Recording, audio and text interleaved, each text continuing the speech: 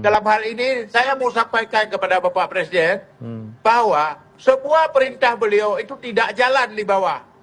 Anda boleh sekarang datang ke tenda yang dibangun BNPB menjelang datang Pak Presiden ke Tamiang.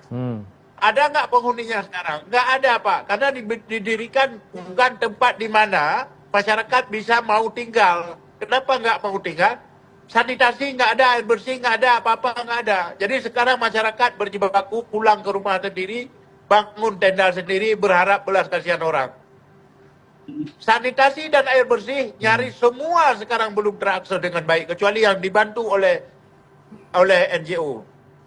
Maka oleh karena itu, bukan persoalan ini, tidak bicara lagi batas-batas kedaulatan, ini tidak bicara lagi batas-batas demografi, ini adalah bicara kemanusiaan. Mau bantuan dari mana saja, silahkan selama ini bisa dikendalikan. Kami udah putus asa, bujujur, kami sudah putus asa berharap dari pemerintah pusat. Yang ada di sini adalah pertengkaran yang tiba-tiba TNI menyita logistik, yang dengan alasan dibagikan. Padahal tugas mereka mengamankan dan menjamin bahwa distribusi. Jangan mendatangi posko lalu mengangkut ke tempat-tempat mereka. Bukan kita mencurigai, tapi itu melukai rasa adil masyarakat. Baik. Aceh adalah bekas daerah konflik. Oke. Itu harus diingat.